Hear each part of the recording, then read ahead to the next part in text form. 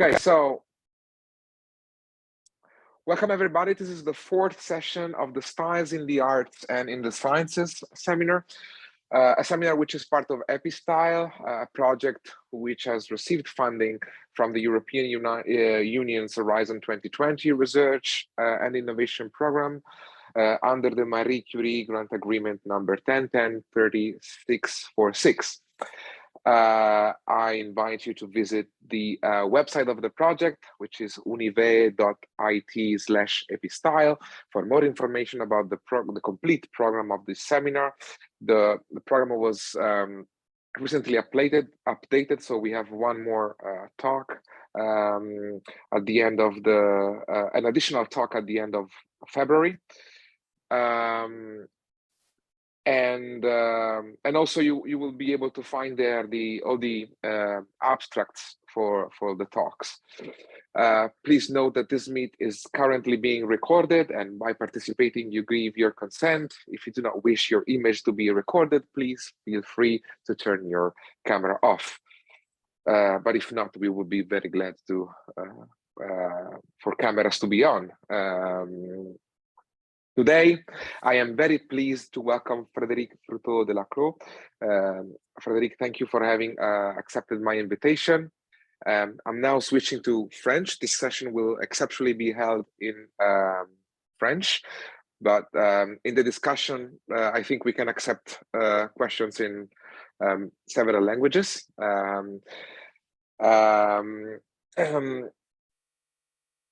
Frédéric Fruteau-Delaclos is maître de conférences en philosophie à l'université Paris 1 Panthéon-Sorbonne. Il est spécialiste de la philosophie contemporaine et surtout de la pensée épistémologique, aussi bien que de l'histoire des sciences humaines et de la psychologie, surtout en France, qu'il a suivi surtout dans ses courants et ses développements plus récents. Il s'est intéressé aussi de différents courants de l'anthropologie, par exemple de l'anthropologie comparée de la croyance, et parmi ses publications, il y a notamment les livres sur Émile Meyerson, donc bon, il est un des plus grands spécialistes, paru par Les Belles Lettres en 2014. Et les livres les plus récents, je pense qu'il est encore les plus récents, La connaissance des autres, paru chez les Cerfs en 2021. Aujourd'hui, Frédéric présente une intervention dont le titre est Existentialisme de la connaissance et stylistique de l'idéation. Donc, lui remercions encore une fois d'avoir accepté mon invitation à partager ses réflexions autour du style avec nous. Je lui laisse tout de suite la parole. À toi, Frédéric. Merci beaucoup, Matteo. Thank you very much for this presentation and the invitation. Well, I'm going to present my talk in French, but of course I try to answer the questions in English. And je vais basculer donc moi aussi en français. Je suis vraiment très heureux de pouvoir intervenir dans ces conditions d'échange autour de l'épistémologie historique. C'est un objet en lui-même qui m'intéresse beaucoup, l'objet épistémologie historique, parce que, comme Matteo l'a rappelé à l'instant, j'ai commencé par travailler sur Émile Meyerson. Et Émile Meyerson occupe une place très particulière, très singulière dans ce qu'on appelle la tradition épistémologique française, parce qu'il appartient à son bord extérieur, disons à son seuil même. Il me semble que dans ses derniers textes, c'est de cette façon que Dominique Lecourt présentait Meyerson. Meyerson, c'est celui qui n'est pas tout à fait dedans, mais pas non plus à l'extérieur de l'épistémologie française. C'est vraiment celui qui l'inaugure sur un mode assez paradoxal, parce qu'au fond, il l'inaugure en étant celui auquel on se réfère pour s'en différencier. Et c'est la raison pour laquelle, du reste, je me suis d'abord intéressé à Meyerson, c'est qu'il a cette particularité d'être omniprésent, mais sur le mode de la négation ou du rejet. C'est vraiment un personnage important pour Bachelard qui inaugure ce qu'on appelle la tradition épistémologique française. Et Bachelard l'inaugure en en prenant comme contrepoint constant l'œuvre de Meyerson. Meyerson, c'est tout ce qu'il est possible de faire du point de vue d'une épistémologie historique, mais c'est également ce qu'il est souhaitable de ne pas faire lorsqu'on veut développer une épistémologie historique. C'est tout à fait étonnant. Euh, Ce que je voudrais voir, c'est justement les bénéfices qu'on pourrait tirer aujourd'hui en procédant à un retour à l'épistémologie historique dans le style de Meyerson, en vue d'essayer de comprendre les phénomènes du style. Et les phénomènes du style dans toute leur généralité, non seulement dans les sciences, mais aussi dans les arts, et plus largement encore dans la pensée commune, dans ce que Meyerson lui-même appelait, comme ses contemporains, le sens commun. En fait, il faut tout de suite que j'entre un petit peu dans le vif de ces questions-là. C'est qu'en fait, on est là d'emblée dans le nerf de la querelle avec Bachelard, dans ce qui rapproche et sépare Bachelard et Meyerson, et qui fait que Meyerson est sur le bord extérieur de la tradition épistémologique française. C'est que si Bachelard est le penseur de la discontinuité, s'il est le penseur de la rupture, s'il est celui qui ne cesse d'insister sur des régions épistémologiques diverses, sur des seuils épistémique, et à commencer par un seuil qui est celui qui sépare le sens commun de la science, eh bien Meyerson est au contraire celui qui a insisté en permanence sur des continuités. Continuité au cœur même de toutes les sciences en quelque sorte, parenté, ressemblance de tous les processus explicatifs, de toutes les tentatives d'explication au sein des sciences, qu'il s'agisse des mathématiques, de la physique, de la chimie, dont il était éminemment destiné à parler, puisqu'il était chimiste de formation lui-même, mais au cœur même de la science. Alors, continuité de tous les états d'une science, continuité des sciences entre elles, mais aussi bien, et c'est ce point qui m'intéresse particulièrement, continuité de la science ou des sciences et du sens commun. Ce qui m'intéresse, c'est qu'en fait, Meyerson a d'entrée de jeu en vue l'idée d'une théorie générale de la connaissance qui envelopperait la science, les sciences et le sens commun. Et au fond, c'est une épistémologie historique très, très singulière, hein, parce que autant dans l'épistémologie bachelardienne et héritière de Bachelard, il s'agit de faire de l'histoire pour repérer des discontinuités, des seuils, des ruptures, autant pour Meyerson, il s'agit de faire de l'histoire pour au contraire rétablir des continuités. Et en particulier, hein, cette continuité fondamentale et principielle, qui est la continuité du sens commun et de la science. Alors, qu'est-ce que ça veut dire très concrètement pour Meyerson, cette idée d'une théorie générale de la connaissance, qui en fait est son but avoué, et qui fait apparaître en réalité les sciences comme un simple détour, hein. Les sciences sont simplement un détour parce que c'est un moyen en vue d'atteindre à cette théorie générale de la connaissance. Par théorie générale de la connaissance, il faut entendre vraiment une théorie du sens commun en tant qu'il témoigne de capacités très générales et universellement répandues de pensée.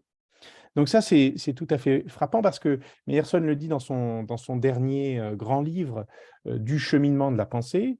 Il dit, voilà, dès le début, ce que j'avais en vue, c'était une théorie générale de la connaissance. Et si au fond, il n'a pas pu le faire, et ça, il en fait l'aveu dans sa correspondance avec le savant et philosophe danois Harald Høvding, qui est très, très, très savant danois très important pour comprendre l'élaboration de la mécanique quantique dans sa conception selon Niels Bohr. Euh, il l'avouait à Harald Høvding, en réalité, il est parti d'une analyse du sens commun, mais c'est faute de pouvoir élaborer dans toute son étendue cette théorie du sens commun, au fond, qu'il s'est rabattu sur les sciences. Qu'est-ce qui lui manquait dans le sens commun? Il lui manquait un matériau, tout simplement, parce que appréhender les modes de pensée communs, c'est une chose qui est difficile. Meyerson travaille entre 1900 et 1930, ou 1880, 1930, disons. Et à l'époque, les progrès de la sociologie, de l'anthropologie ou de la psychologie, hein, ne sont pas d'une telle nature qu'ils permettent d'appréhender directement le commun. Or, le grand effort de Meyerson consiste à essayer d'appréhender la pensée là où elle s'est fixée, puisqu'au fond, il n'y a eu personne pour saisir la pensée du commun, hein. Nous savons que nous pensons, et nous pensons quotidiennement et très souvent, hein, chacun d'entre nous, mais nous ne procédons pas à une notation de nos pensées, et personne n'est là, à la manière d'un ethnologue, au fond, pour saisir ce que nous pensons au moment où nous le pensons, pour capturer par l'écriture ou par l'enregistrement ce que nous pouvons dire et qui témoigne de nos modes de pensée singuliers.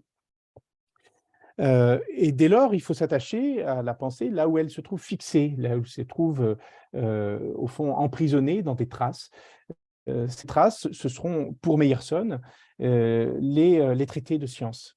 Et donc, au fond, c'est une démarche, moi, que je n'hésite pas à qualifier d'anthropologique, hein, parce que, au fond, est tout à fait moderne et, je dirais même ultra contemporaine, hein. On a le sentiment parfois que la démarche a quelque chose d'assez latourien dans son approche ethnométhodologique de la vie de laboratoire. Au fond, il s'agit de se placer au-dessus de l'épaule des hommes de science ou des femmes de science au moment où ils ou elles rédigent leurs traités, où ils s'emploient à élaborer leurs équations ou leurs modèles théoriques, et à saisir la pensée qui s'y développe, hein. Il y a un petit travail inductif à mener, hein, puisqu'on s'attache aux traces, et depuis ces traces, on essaie inductivement de saisir la pensée qui s'y exprime et les principes de la pensée qui s'y exprime. Et cela, tout simplement, hein, c'est pas, justement, il n'y a pas de supériorité reconnue a priori aux sciences. Il y a au contraire l'idée d'une parfaite continuité des sciences au sens commun, et qui doit permettre, par un travail sur les sciences, de saisir analogiquement ce qui se passe dans le sens commun. Il y a une phrase en ouverture de Identité et réalité de 1908, le premier grand ouvrage de philosophie de la connaissance de Meyerson, qui s'ouvre sur ces mots de Helmholtz, qui postule une identité fondamentale de fonctionnement de la science et du sens commun. Et on voit Meyerson s'engager donc dans une voie d'analyse très précise des théories scientifiques, mais cela pour atteindre un dernier chapitre qui a pour titre le sens commun et qui est censé recueillir tout le sens du cheminement quasi anthropologique à travers les théories de la connaissance, pour produire un modèle de la pensée, un modèle très exactement du cheminement de la pensée. Donc la question que se pose Meyerson, c'est au fond de savoir comment nous pensons en règle générale. Et l'idée, encore une fois, est de saisir la manière dont nous pensons en nous attachant aux travaux des hommes de science, parce que c'est là qu'au fond, la pensée se trouve enfermée, confrontée, qu'ont été les hommes de science, à la nécessité d'expliciter, d'approfondir leurs idées sur le papier, ensuite tout simplement de rendre compte de ce qu'ils avaient trouvé à travers des exposés un peu plus systématiques. Et donc, il y a vraiment ce travail de terrain, hein, un véritable travail de terrain. Meyerson est un grand érudit, mais cette érudition, hein, elle est l'analogue, toute chose égale par ailleurs, d'un travail de terrain, c'est-à-dire d'un travail d'anthropologue ou d'ethnologue qui irait se rendre compte de la situation des modes de pensée des gens de toutes les contrées, sous toutes les latitudes, à toutes les époques, hein, et qui ramènerait de ces bagages un traité du cheminement de la pensée. Donc, c'est pas un hasard, à mon sens, qu'à la fin de sa vie, Meyerson ait eu affaire à tant de psychologues et à tant d'anthropologues même, hein. Il était un intime de Lucien Lévy-Bruhl, dont il contestait d'ailleurs les conclusions, hein, sur la mentalité primitive, puisqu'il estimait que si nous étions à la place des autres, nous penserions comme eux. Mais aussi bien proche de psychologues, son propre neveu Ignaz Meyerson, fondateur d'une psychologie historique, de grands personnages comme Henri Delacroix, qui a été un grand psychologue de la Sorbonne, qui a compté beaucoup pour Sartre et Merleau-Ponty. Jean-Paul Sartre a fait son diplôme d'études supérieures, son mémoire de fin d'études avec Henri Delacroix. Le grand psychologue également d'inspiration phénoménologique Eugène Minkowski, Jean Piaget, enfin bon, la liste serait longue, je ne veux pas faire un exposé dédié entièrement à Émile Meyerson, mais c'est pour que vous compreniez le contexte dans lequel j'interviens, c'est qu'au fond, il s'agit de traverser les sciences, hein, en vue d'atteindre au commun, qui est l'objet même de l'enquête. Je pense que l'idée de Meyerson, c'est que les gens pensent et que il faut pouvoir trouver le matériau qui évidemment manifestera cette pensée et qui, à travers cette manifestation de pensée, nous permettra inductivement de saisir le sens de ce que penser veut dire. Hein, donc des principes du penser saisis non pas du tout par une démarche a priori et non pas saisis à travers un matériau qu'on estimerait a priori supérieur à tout autre, le matériau scientifique, mais au fond faire feu de tout bois, hein, et comme on dit en français, s'emparer de tous les matériaux dans lesquels s'exprime la pensée et remonter ainsi à des modes de pensée singuliers. Alors ça, c'est si vous voulez, le point de départ, hein, mais évidemment, à partir de là, ce qui m'intéresse, c'est de prolonger le geste de Meyerson. Au fond, je le disais, Meyerson a un terrain, et il faut considérer les textes de Meyerson comme des terrains, mais au fond, ce qu'on pourrait dire, hein, réciproquement, c'est que le terrain de Meyerson, ce ne sont que des textes. Et la question se pose de savoir s'il n'y a pas moyen de serrer d'un peu plus près ces modes de pensée, la genèse même du pensée, à travers la mise en corrélation des genres de connaissances et de ce qu'on appelait au début du XXe siècle les genres de vie. Bon. En fait, je me suis engagé dans cette investigation donc, qui m'a amené en effet à produire l'ouvrage dont parlait Matteo à l'instant, la connaissance des autres, et qui est justement le fruit de cette enquête à travers d'abord des terrains dans lesquels j'essaie d'élargir la base textuelle et concrète de l'investigation épistémologique de Meyerson, mais par-delà l'élargissement, au fond, le fait d'assumer la conjonction de l'anthropologie et de l'épistémologie à une très large échelle, hein, essayer d'approfondir, au fond, le cheminement, enfin, le sens du cheminement de la pensée, les causes profondes qui déterminent l'invention de nos idées.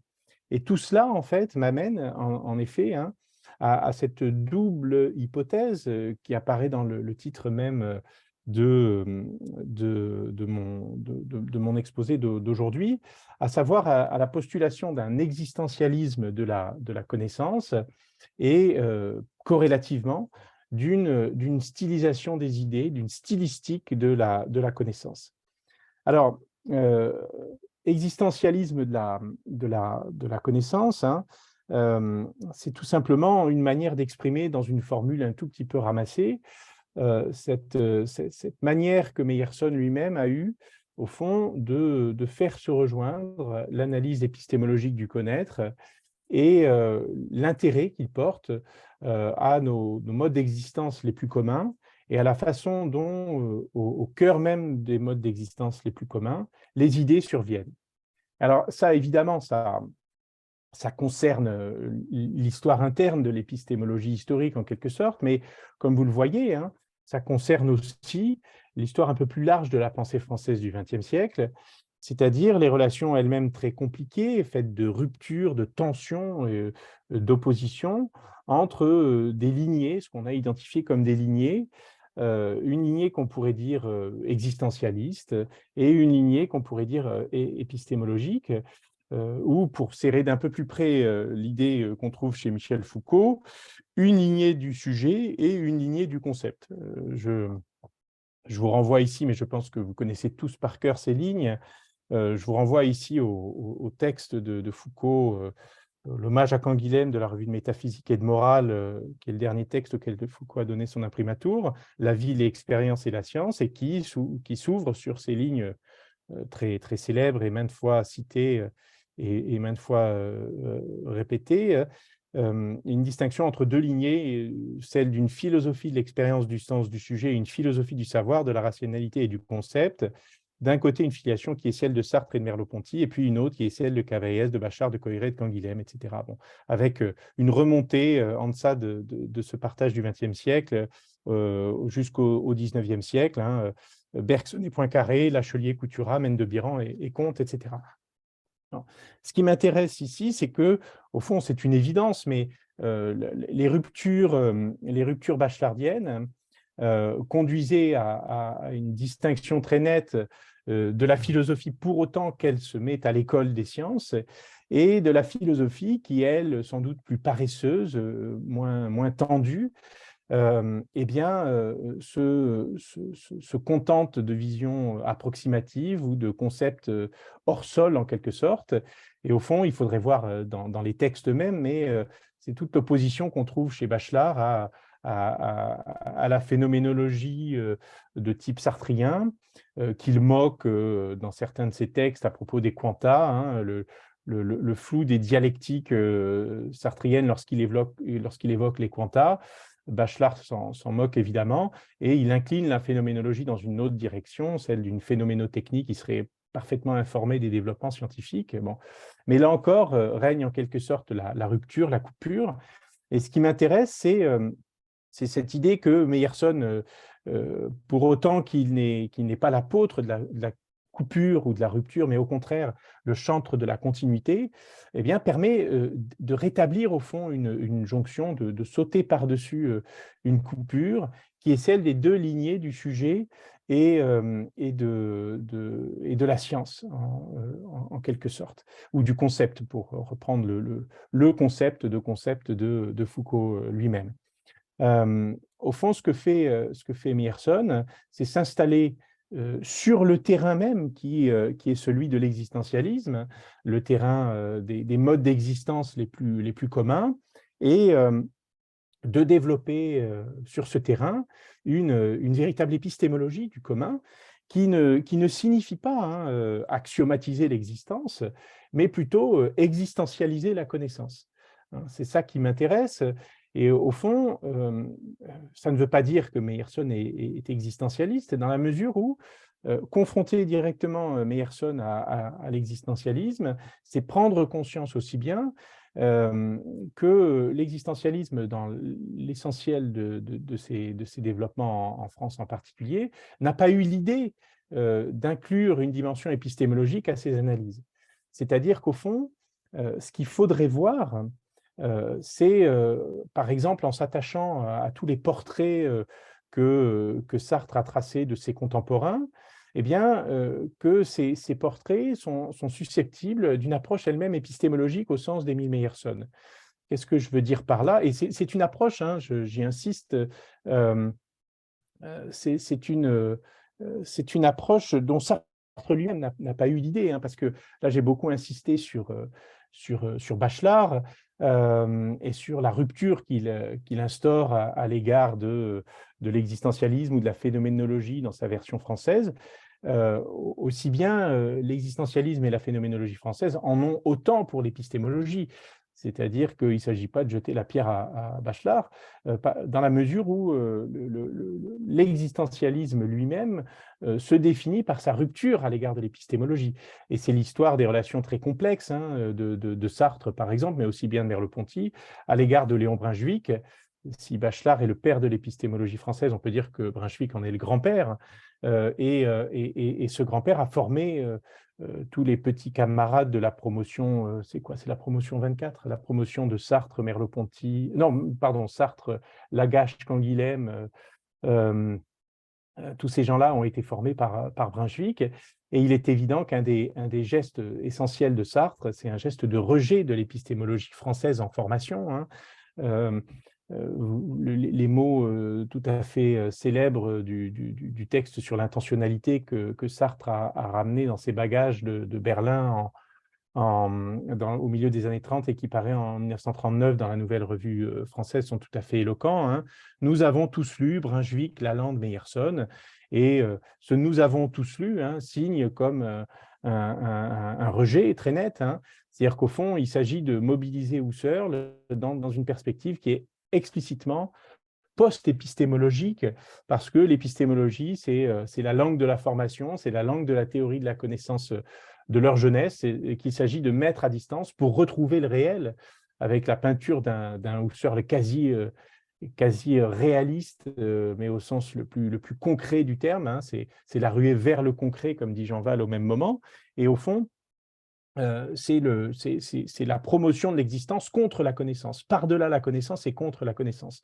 Donc, si vous voulez, ce qu'il faudrait faire, ce qu'il faudrait essayer de faire, hein, c'est précisément s'installer dans l'existentialisme et essayer de montrer que, au moyen d'une épistémologie qui n'est ni celle de Brunswick, qui était déjà une épistémologie de la rupture, ni celle de Bachelard, qui à son tour promeut la coupure, eh bien, on peut tirer un bénéfice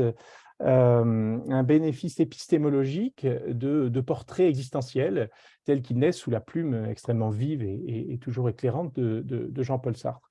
Au fond, dans les situations, il y a un volume entier de portraits, mais on pourrait envisager le Baudelaire sous ce jour-là, on pourrait envisager le Saint-Genès sous ce jour-là, voilà, bon, évidemment, donc les textes sur les proches de Sartre, hein, Nizan, Merleau-Ponty.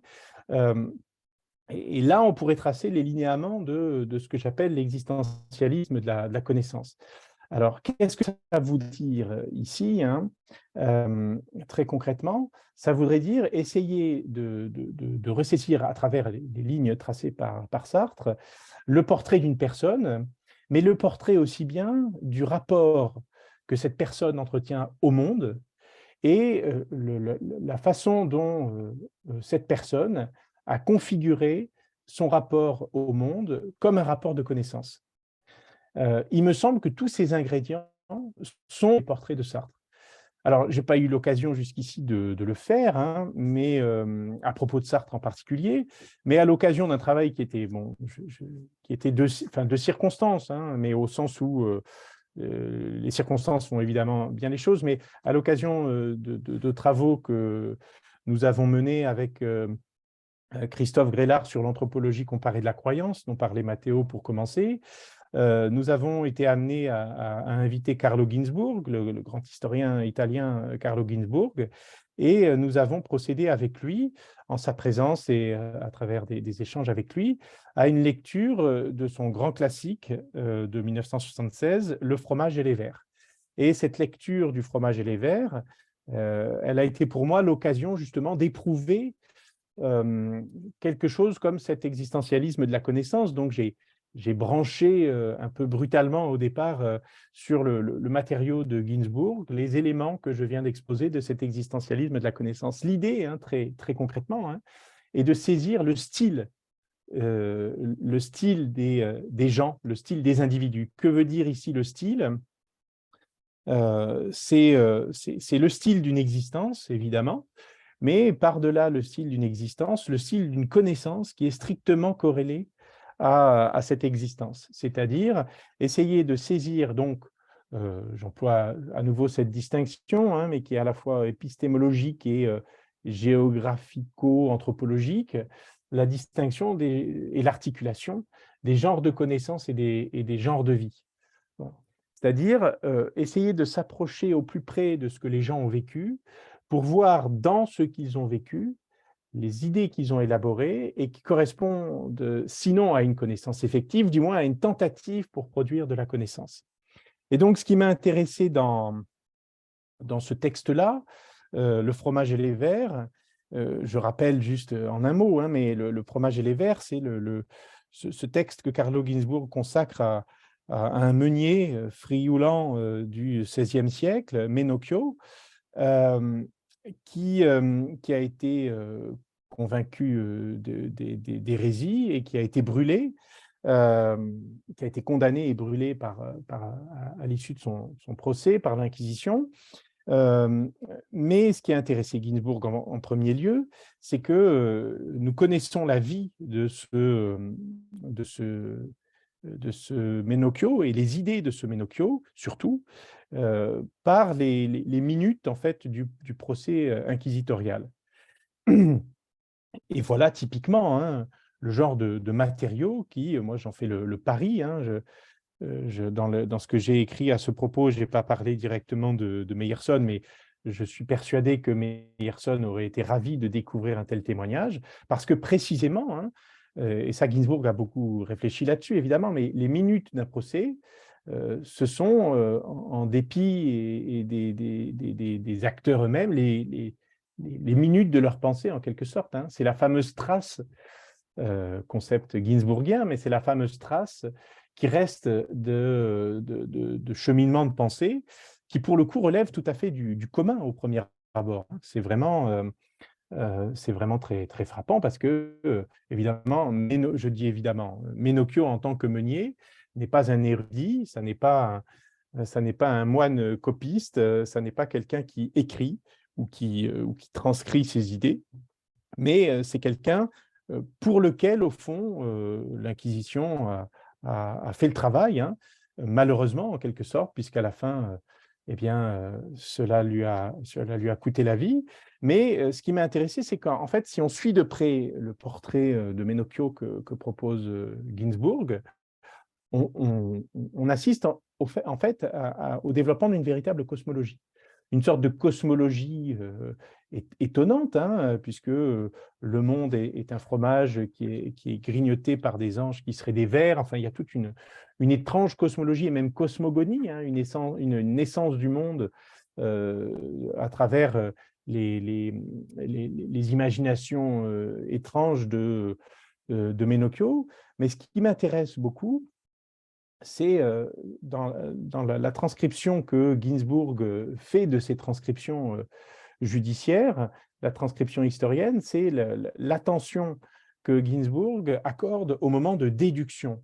C'est-à-dire que par-delà ce qui peut apparaître au départ comme de la folie, Ginsburg ne cesse de se relever que, à partir de certaines bases hypothétiques qui lui sont propres, Menocchio développe une série de déductions.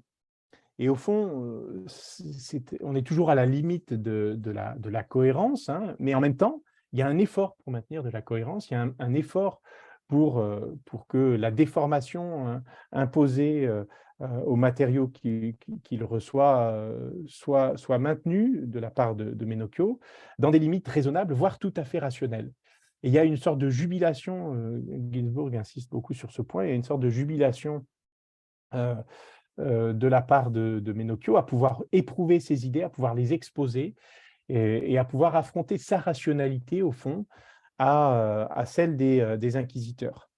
Et donc, encore une fois, j'avais fait le relevé quasi exhaustif, hein, du nombre d'occurrences de ce terme-là de déduction ou de « il déduit que ». Voilà. Et cela me fait songer, hein, à cette expression qu'on trouve chez Merleau-Ponty lorsque il parle de ce que les artistes font subir au monde. Il parle d'une déformation cohérente. Hein, il en parle à propos du langage indirect et des voix du silence un texte repris dans le recueil Signes, qui est d'ailleurs lui-même pétri de connaissances anthropologiques, hein, ou de travaux de sociologie ou de psychologie de l'art. Hein. À l'arrière-plan, chez Merleau-Ponty lui-même, il y a du Malraux, il y a du Franck Castel, il y a tout un tas de choses qui renvoient à des domaines d'investigation de sciences sociales, de sciences humaines et au fond à des objets très, très concrets. Hein. Et Merleau-Ponty parlait d'une déformation cohérente imposée par les artistes au monde. Et ce qui me semblait important, c'était qu'il y ait cet effort de cohérence qui soit strictement corrélé, articulé à une déformation. La déformation, c'est la singularité, et en même temps, dans le cadre de cette singularité, c'est l'effort pour maintenir quelque chose comme une unité. Ça n'est jamais du délire, ça n'est jamais de la pure et simple affabulation, c'est au contraire une quasi-conformation à des principes formels, en dépit même de la déformation. Et au fond, dans la déformation elle-même, dans l'idée de déformation, il faut voir quelque chose comme l'expression d'une singularité, hein, c'est-à-dire ce que l'on pourrait appeler tout simplement, hein, l'apparition d'un style. L'apparition d'un style, qu'est-ce qu'un style? C'est précisément la singularité d'une déformation qui, malgré tout, travaille à élaborer sa propre cohérence. Hein. C'est au fond donner consistance à des intuitions qui sont totalement idiosyncrasiques, qui sont absolument irréductibles à tout autre travail d'idéation. Mais voilà, au fond, c'est cette formule oxymorique, hein, qui me semble à la fois euh, témoigner pour la singularité de nos existences et au cœur de la singularité de nos existences, l'effort pour produire quelque chose qui est de l'ordre de la connaissance, c'est-à-dire qui a une consistance, une autoconsistance au sens logique, mais aussi bien qui vise à établir des correspondances avec un monde qui est toujours à la fois repris et visé, hein, qui est au point de départ des déductions, comme la source même des déductions, et qui est ce qu'on doit retrouver au terme de la déduction en vue de confirmer le cheminement lui-même. Donc, voilà ce qui permettrait, au fond, d'introduire l'idée de style en épistémologie, hein, le souci de la singularité d'une existence et de ses effets même, de sa répercussion même dans le mental, en vue de produire des effets de connaissance. À la fois parce que on a toujours affaire à des ancrages dans le concret et en retour, en quelque sorte, à des références au concret lui-même qui est visé par la déformation. Alors, avec, par contre-coup, hein, aussi bien la possibilité d'étendre ce schéma à l'épistémologie elle-même.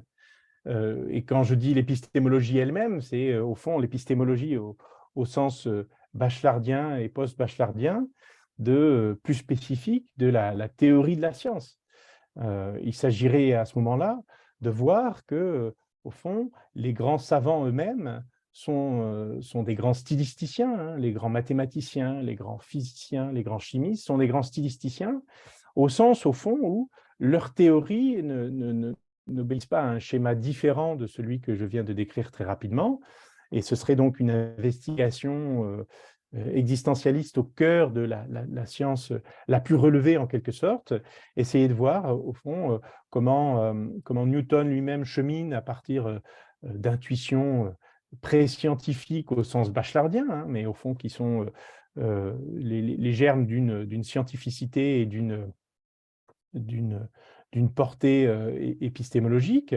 Il s'agirait de prendre les hommes et les femmes de science comme des individus, comme les autres, c'est-à-dire qui sont ancrés dans un contexte, saisis dans un milieu, et qui, à partir de la singularité qu'ils sont, bien, qui s'emploient à produire des idées, avec, en dépit de cette déformation qui correspond à la singularité même de leur situation, l'effort pour atteindre à une consistance et saisir des correspondances. Au fond, une rationalité inhérente au cheminement et la visée d'un réel empirique qui vient ou non confirmer les tentatives d'élucidation rationnelle.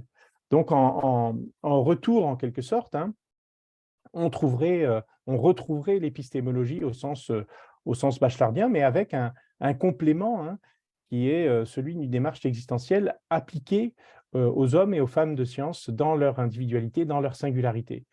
Alors, évidemment, hein, cette démarche, elle est compliquée à mener, elle est difficile, hein, elle a quelque chose de l'anthropologie d'une connaissance scientifique, d'une psychologie d'une connaissance scientifique, et elle est compliquée à plusieurs égards, parce qu'il faut pouvoir arriver, hein, toujours, au fond, c'est toujours le problème, hein, à s'ancrer dans l'existence tout en tenant ferme sur la consistance de la connaissance.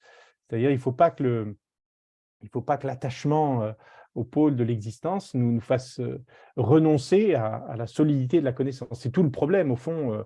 Je disais tout à l'heure qu'un des soucis est de ne pas axiomatiser l'existence, hein. Il faut pas, du côté du pôle de l'existence, ne pas rigidifier les cadres tout simplement parce que cela ruinerait même le sens de l'existence, hein, et l'intérêt qu'on peut trouver à ce que le pôle de l'existence nous apporte, mais corrélativement ou symétriquement. Le problème, en faisant intervenir des éléments de contexte, hein, eh bien, est de perdre la forme du texte scientifique et surtout sa rigueur, hein, Et on reconnaît là des choses qui sont des choses bien connues, mais qui au fond, opposent depuis plusieurs décennies déjà ceux qu'on identifie comme des relativistes et ceux qui apparaissent au contraire comme des réalistes, avec des positions toujours très compliquées. Mais pour ne prendre que deux exemples très rapidement, très sommairement, hein, si vous voulez, j'ai le sentiment à lire Granger, mais je vais très vite, mais à lire l'œuvre de Gilles Gaston Granger, j'ai le sentiment qu'on a affaire à quelqu'un que la question du style préoccupe éminemment, au cœur même du travail scientifique, et qui, au fond, dans Pensée formelle et sciences de l'homme, à la fin de Pensée formelle et sciences de l'homme, juste avant d'introduire à son essai sur le style, hein, eh bien, estime qu'il faut faire une place à l'individuel, faire une place au singulier, et qui, de ce point de vue, hein, dans cette attention à la variation singulière qui est celle de la variation existentielle sur fond de connaissance, se rend très sensible à ce problème de la conciliation de l'existence et de la connaissance. Et en même temps, et c'est là que bon, je veux insister sur ce point et sur la difficulté qu'il y a à négocier cette relation entre les pôles, il me semble que c'est quelqu'un qui très clairement fait primer au final, enfin au départ et au final, le pôle de la connaissance sur le pôle de l'existence. Parce que ce qui apparaît à travers Granger, mais encore une fois, je vais très vite et je m'adresse à des gens qui connaissent infiniment mieux que moi Granger, mais il me semble que chez Granger, l'existence apparaît toujours comme variation inessentielle, comme singularisation après coup, sur fond d'une connaissance qui, dans ses lignes elle-même, dans ses grandes lignes, est elle-même universelle. Et au fond, c'est ce que la pratique peut apporter à la théorie, hein, le style, mais comme tel, il n'affecte pas la nature de la connaissance. Et au fond, il me semble que dans la manière dont Granger aborde connaissance et existence, ou l'existence même de la connaissance, la manière dont la connaissance existe, eh bien, il y a une secondarité de l'existence par rapport à la connaissance, et donc une primarité de la connaissance, incontestablement, qui fait qu'au fond, l'existence, c'est la saisie des variations inessentielles au regard de l'essence même de la connaissance. Et le style, c'est cet ensemble de variations qui, comme tel, n'affectent pas la nature du connaître. Et je trouve tout à fait significatif que Granger, et je pense ici à sa leçon inaugurale au Collège de France, qui est un texte que je trouve vraiment très intéressant. On a l'impression qu'il peut jeter un pont à l'égard de ce qui commence à se développer, enfin, qui est déjà d'ailleurs bien développé aux États-Unis à travers le travail de Kuhn, la structure des révolutions scientifiques. Et en même temps, on voit qu'il y a le fil d'une coupure, qui est encore le fil de la coupure épistémologique bachelardienne qui passe, parce qu'il semble à Granger que procéder comme le fait Kuhn à une contextualisation de la connaissance, de la science, c'est attenter à la valeur de connaissance de la science, c'est perdre ce qui fait la rigueur et la valeur de la science. Donc, exit en quelque sorte Kuhn, et il y a une grande méfiance chez les épistémologues français à l'égard de Kuhn, dont une des sources d'inspiration fondamentales, hein, était Émile Meyerson, hein, que Kuhn a connu par Coiré. Donc tout ça est assez cohérent en quelque sorte, hein. Tout ça est assez cohérent. Granger continue au fond d'évoluer, il me semble, hein, dans une orbite bachelardienne, et il rejette Kuhn, qui lui-même se réclamait explicitement de Coiré et de Meyerson. À l'autre pôle, pourrait-on dire, enfin, de l'autre côté, et comme valorisant l'autre pôle de cette dualité de l'existence et de la connaissance, je mettrai Bruno Latour, qui est récemment décédé, mais qui me semble-t-il, dans ses premiers travaux en particulier, dans ce texte que je trouve vraiment très intéressant à la lecture et à la relecture, son texte qui suit immédiatement La vie de laboratoire avec Steve Woolgar, et qui a pour titre La science en action. Et la science en action, c'est le souci de suivre à la trace l'élaboration des logiques. Suivre à la trace veut dire ici élaborer ce que Latour, après David Bloor et l'école d'Édimbourg, appelle des sociologiques, avec un tiret, socio-logique. C'est sous ce titre assez étonnant hein, de socio-logique que sociologique de la connaissance, que Bruno Latour a fait traduire en français en 1982 le livre de David Bloor, Knowledge and Social Imagery. Bon, le moins qu'on puisse dire est que sociologie de la logique, dont le sous-titre est Les limites de l'épistémologie, ne ressemble guère au titre original, Knowledge and Social Imagery, de David Bloor. Bon. Et en même temps, ça correspond assez fidèlement au programme que Bruno Latour s'est lui-même fixé, hein, qui est celui d'une sociologique qui tracerait les limites de l'épistémologie. Et quand on dit ici les limites de l'épistémologie, il faut saisir le sens de l'épistémologie bachelardienne. Ce que cherche à faire Latour, c'est précisément à revenir sur ce qu'il appelle lui-même le grand partage, mais qui peut se décliner de multiples façons. Il y a plusieurs grands partages. Et au fond, le grand partage, c'est la version anthropologique contemporaine, c'est la version au sens de traduction anthropologique contemporaine de ce qui, dans le langage bachelardien, se disait coupure épistémologique. Et donc, ou disons, pour le dire encore autrement, que la coupure épistémologique n'est qu'une des manières de produire et de reproduire le grand partage. Et donc, Latour veut revenir sur le grand partage. Il veut revenir sur le grand partage, qui est un partage à l'intérieur, au fond, de notre mode de pensée à nous, hein. Paris, province, le paysan, l'érudit, bon, voilà, ce sont des partages qui ont du sens chez nous, mais qui surtout sont des partages entre nous et les autres, nous et le reste du monde, et aussi bien, hein, corrélativement, parce que c'est ce qui intéresse Latour surtout, notre connaissance et l'ignorance des autres.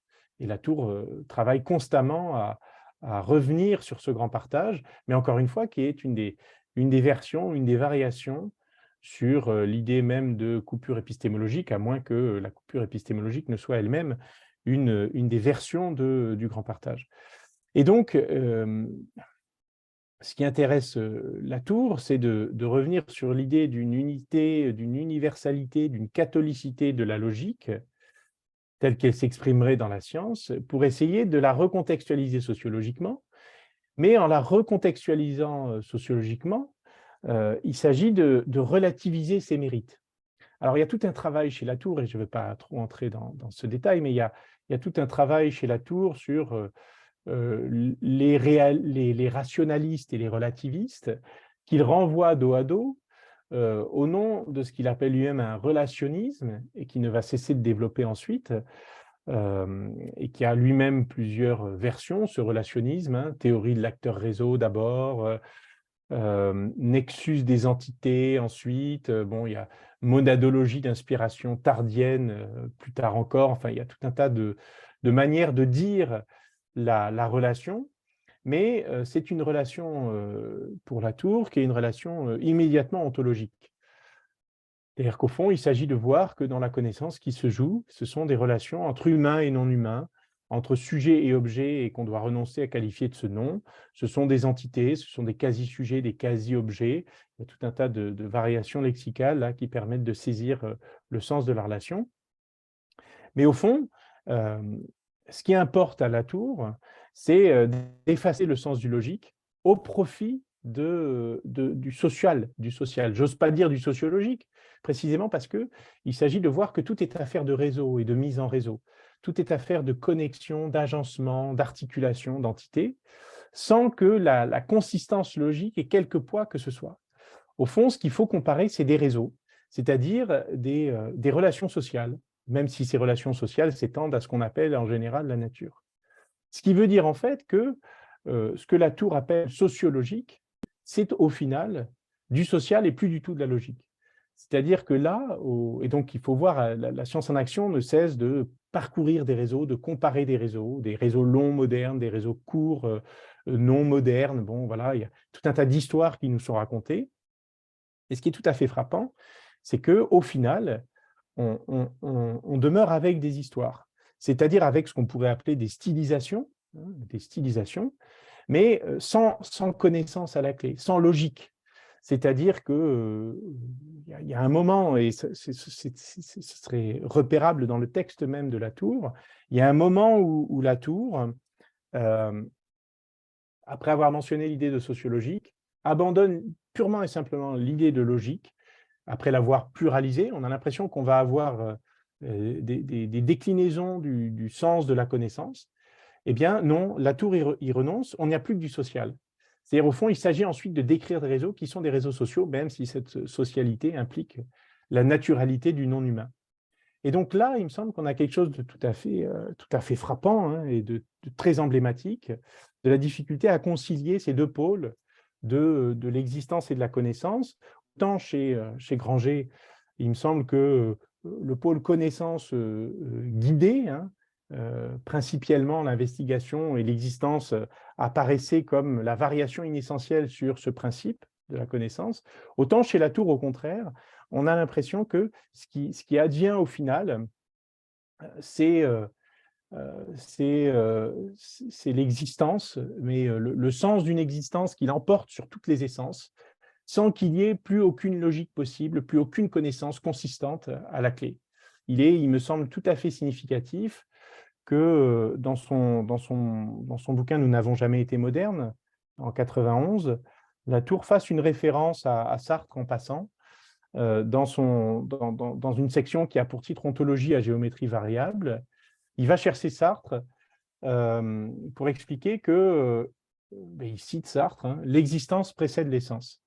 Et l'existence précède l'essence signifie, c'est une des manières pour Latour de formuler son idée d'ontologie à géométrie variable, avec cette idée donc que les essences se stabilisent au terme d'un parcours d'existence qui implique de l'humain et de non-humain, du non-humain, de la société, du social et du naturel. Mais dans tous les cas, il n'y a aucune considération pour l'essence elle-même, sinon comme une sorte de résidu et de chute du processus qui est un processus existentiel. Alors un processus existentiel élargi aux dimensions cosmologiques de l'univers ou des univers entiers, mais comme tel, on a au cœur même de la sociologie de la connaissance le retour assez étonnant d'une valorisation de l'existence sous toutes ses formes au détriment de l'essence. Et au fond, il me semble que chez Latour lui-même, à ce moment-là, on a quelque chose comme une revalorisation définitive du pôle de l'existence au détriment du pôle de la connaissance, avec derrière, évidemment, toutes les polémiques qu'on sait, initiées par Sokal et Bricmont, avec et nombre de critiques, puisque Latour n'a cessé ensuite d'essuyer les critiques, dont il se réjouissait, j'ai l'impression, parce il appréciait la polémique et le débat contradictoire. Mais par-delà même les polémiques, il me semble qu'il y a là quelque chose à la fois de significatif, de la difficulté à tenir ensemble l'existence et la connaissance, et de la nécessité, cependant, où nous sommes, il me semble, de tenir ensemble existence et connaissance. Alors, arrivé en ce point, ça fait déjà un petit moment que je parle, Mathéo, je ne sais pas combien de temps je peux parler encore. À vrai dire, là, j'ai essentiellement glosé sur la première expression de mon titre, Existentialisme de la connaissance. Je pourrais m'aventurer, mais je pense que j'en aurai maintenant à nouveau pour une heure.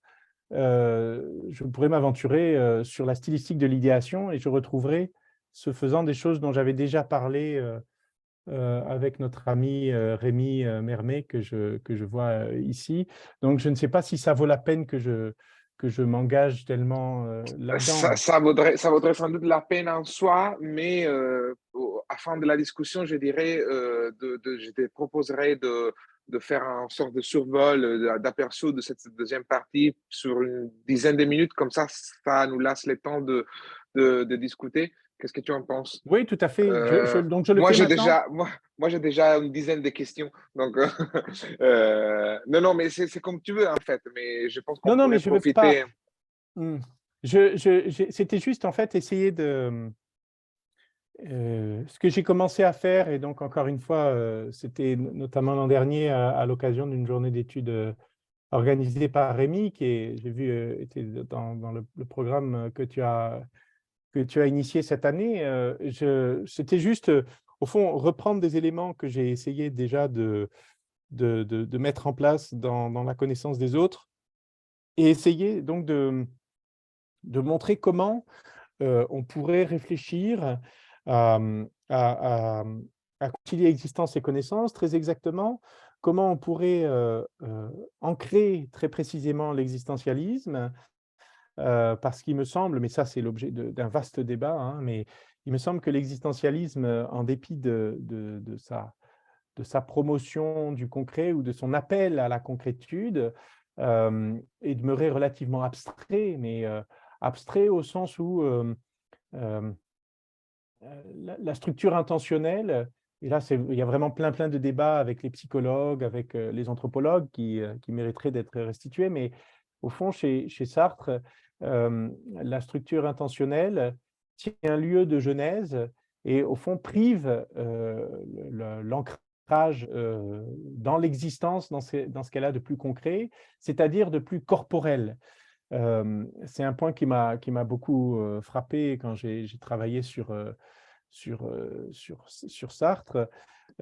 C'était le fait que Sartre, bon, il y a tout un travail que je devrais restituer là, mais ce que je ne vais pas faire, c'est qu'au fond, il y a un moment où Sartre essaie au tout début, donc dans son diplôme d'études supérieures que j'évoquais pour commencer en parlant d'Henri Delacroix, Sartre a essayé de déduire l'esprit du corps. Bon, c'est une drôle d'entreprise et en fait, partant de Bergson et de l'abstraction bergsonienne, euh, Sartre, le tout jeune Sartre, essaie de produire l'esprit à partir du corps. Et en fait, et il le fait à propos des images, qui sont censées être l'interface entre le corps et l'esprit. Et je vais très vite, là, même dans la manière dont je m'exprime, c'est très grossier, en fait. Mais il essaie de montrer comment les images naissent du corps et au fond sont la manière dont l'esprit lui-même s'empare de mouvements corporels ou de mouvements de l'affectivité. L'image, c'est la manifestation même de l'esprit au plus près du corps. Et ça, c'est des choses qu'on trouve dans le diplôme d'études supérieures de 1927, l'image dans la vie psychologique, hein, son rôle et sa nature. En fait, on voit que Sartre n'est pas du tout satisfait. Il n'arrive pas au fond, il s'appuie sur les sciences pour tout ce qui est travail du corps et travail de l'affectivité, mais il n'arrive jamais à atteindre l'esprit. Et en fait, la phénoménologie va agir sur lui à la manière d'un coup de baguette magique. La phénoménologie est ce qui va lui permettre de saisir l'esprit en tant qu'il vise une certaine forme de concrétude. Mais au fond, il se donne l'esprit tel que, au fond, il est dans la nature de l'esprit de viser librement des objets. Je vais très vite, mais ça, c'est des choses qu'on trouve, par exemple, chez un psychologue que j'aime beaucoup, un psychologue marxiste qui s'appelle Philippe Malrieux, et qui a montré en fait il y avait que la psychologie elle-même, dans ses dimensions les plus concrètes, sans pour autant que ces dimensions concrètes soient réductionnistes, la psychologie avait de bonnes raisons à la fois d'être intéressée par ce que dit Sartre dans sa phénoménologie de l'image et avait de bonnes raisons d'être frustrée aussi, parce que Sartre, en dépit qu'il en est, ça n'est pas le concret ou le mouvement qui ramène au concret. Ça reste, la conception de l'intentionnalité demeure une abstraction. Bon.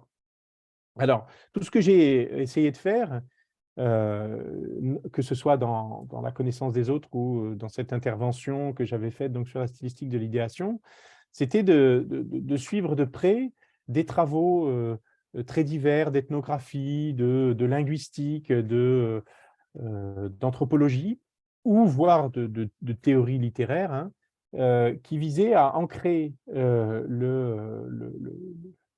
l'esprit et tout ce que l'esprit produit, imagination ou idéation, dans le concret des corps. Dans le concret des corps avec bon, des choses que je ne fais que mentionner, mais un auteur qui m'a beaucoup intéressé, qui est un drôle de personnage dont je parle dans La connaissance des autres et qui est André Varagnac, ce qu'on appelle aujourd'hui un folkloriste, mais qui est au fond au point de départ de l'ethnologie de la France, et qui est lui-même très imprégné des premiers travaux de Leroi-Gourhan, mais très au fait aussi de la psychologie, de Janet, très intéressé par toutes ces interactions très denses des sciences de l'homme et de sciences de l'humain dans l'entre-deux-guerres français.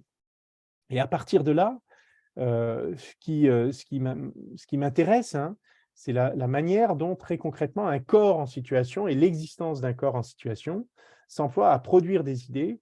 Et ça, c'est là au fond qu'il faut saisir la linguistique, voire la théorie de la littérature, pour voir comment, très concrètement, on peut suivre la trace des formations idéales ou des formations imaginatives à même l'activité d'un corps et l'existence d'un corps.